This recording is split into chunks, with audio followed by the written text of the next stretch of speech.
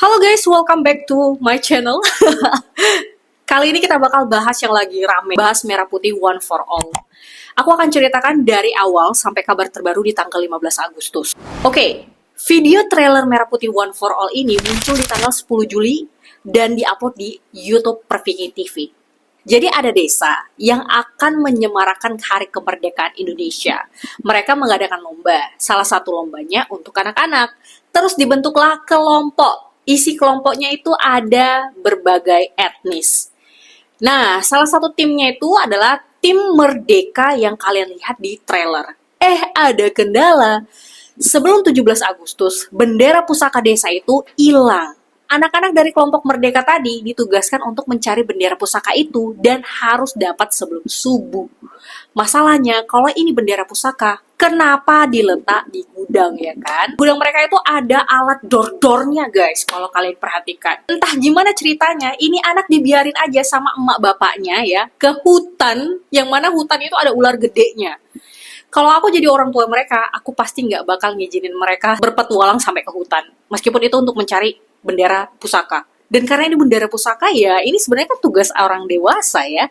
Dalam 24 jam, trailer ini mendapatkan perhatian netizen, tapi sayangnya perhatiannya itu bukan perhatian positif, melainkan perhatian negatif. Kalian tahu kan seberapa powerfulnya netizen soal mengkorek-korek isu? Dan kali ini benar-benar masyarakat Indonesia itu bersatu mengkorek semua hal sampai terungkaplah seberapa problematiknya animasi ini. Dari berbagai sumber informasi, aku merangkum alasan kenapa animasi ini dihujat sebegitunya. Yang pertama, animasinya itu nggak asli buatan anak Indonesia. Brandingnya kan ini animasi karya anak bangsa, membawa nasionalisme dan persatuan. Ya ampun, gimana ceritanya? Karakternya itu bukan buatan anak bangsa. Perhatikan baik-baik, karakter yang bawa kotak di awal, ini diambil dari sini. Nama karakter aslinya Francis. Aku nggak tahu cara bacanya. Francis, nggak tahu. Terus karakter yang Lina mana Lina? Ya itu juga dibeli dan harganya $43. Terus ada Pak RT, dibeli juga. Yang lain juga ada pada di web ini.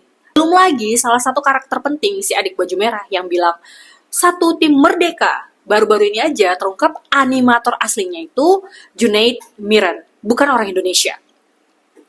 Dan kreator aslinya itu bilang dia nggak menerima sepeser pun uang. Bayang nggak sih dia buat karya, terus tiba-tiba karyanya itu dimasukkan ke bioskop dan dia nggak dapat apapun. Pokoknya makin digali makin banyak karakter yang ketahuan kalau karakter ini tuh bukan original buatan anak Indonesia. Sempat beredar chat model-model karakter itu tadi tuh dari hibah. Jadi bukan dibeli guys, tapi hibah dari project sebelumnya. Selain karakternya beli, latar belakang tempatnya itu juga beli teman-teman.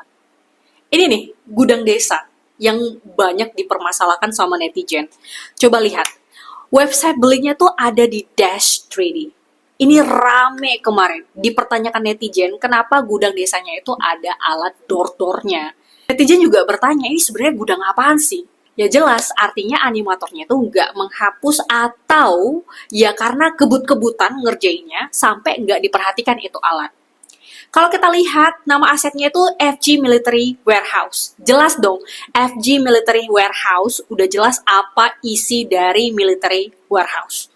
Terus kalau kalian perhatikan scene lain kayak pasar, air terjun, ternyata itu juga beli asetnya di Dash 3D. Alasan yang kedua, storytelling yang enggak banget. Kan kata sutradaranya, ini animasi bakal jauh beda antara trailer dengan isi aslinya.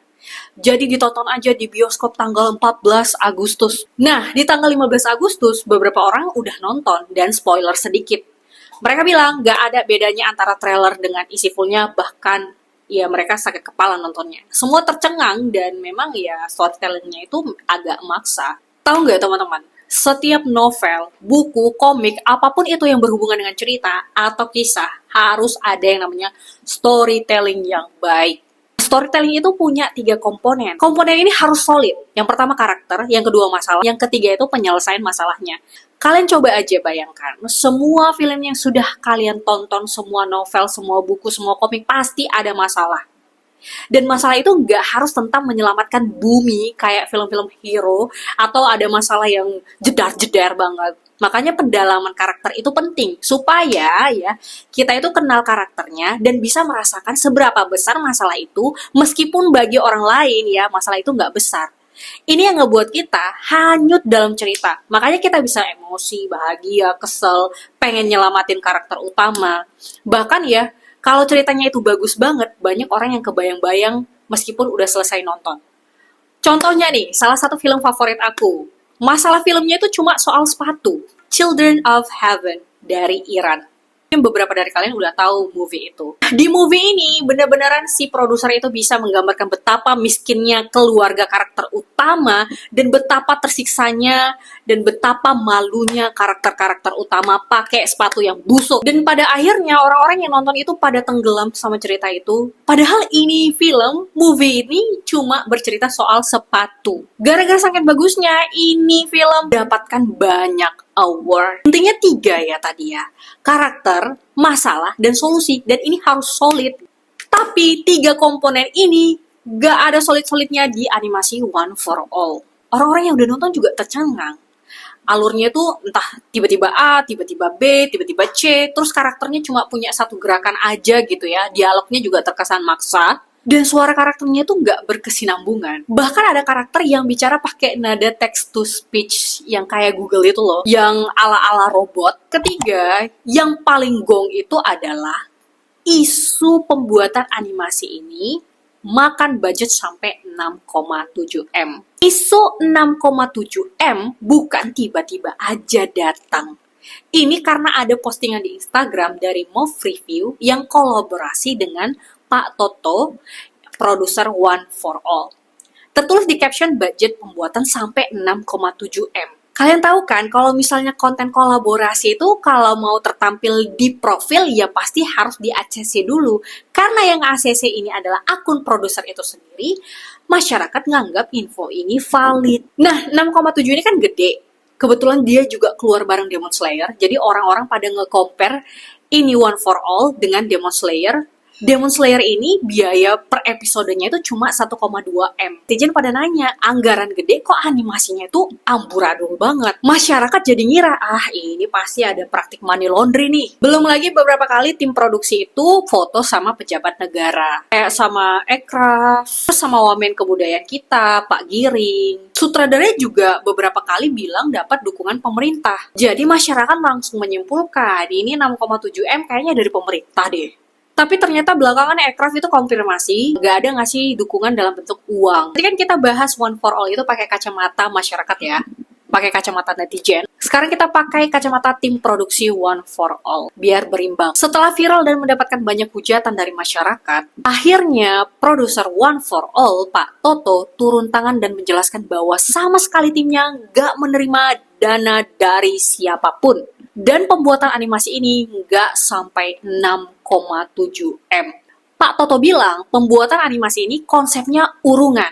Nah, aku cari urungan itu di internet apa artinya. Ternyata urungan itu artinya pengumpulan dana secara bersama-sama. Jadi, si A punya apa, dia ngasih. B punya apa, dia kasih. C punya apa, dia ngasih gitu. Jadi, ibaratnya ini proyek sukarela. Saking sukarelanya, karakternya pakai hibah dari klien sebelumnya. Para voice actor di balik animasi ini mulai buka suara satu persatu dan aku nggak nampilin nama akunnya. Aku dapat dari TikTok. Kalian juga pasti bisa dengan mudah mendapatkan informasi ini. Nah, mereka itu cuma dikasih uang makan aja sama produser ya, sesuai dengan yang disampaikan oleh Pak Toto tadi. Mereka itu urungan. Jadi ada yang bisa A, dia ngelakuin A. Kalau ada bisa B, dia ngelakuin B. Dan dari akun pengisi suara yang aku bilang tadi, pengisi suara itu bilang, siapa sih yang mau ngerjain project ini kalau misalnya project ini tuh nggak ada duit ya, jadi mereka itu ngebuat project ini tuh mereka-mereka yang nggak dapat bayaran ya, bayarannya tadi cuma makan ya.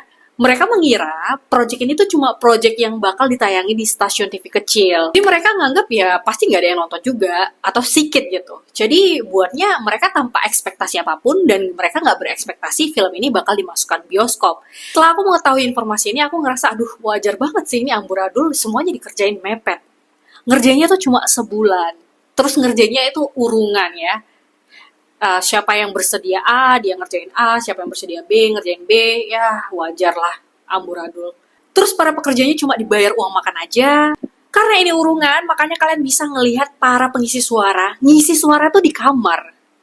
Memang kayak menggarap kerja kelompok untuk tugas sekolah. Pertanyaan aku cuma satu sih. Ketika karakternya itu bukan buatan anak bangsa, aset tempat juga buatan orang luar, soundnya juga ada yang pakai text to speech, musik-musiknya juga pakai AI.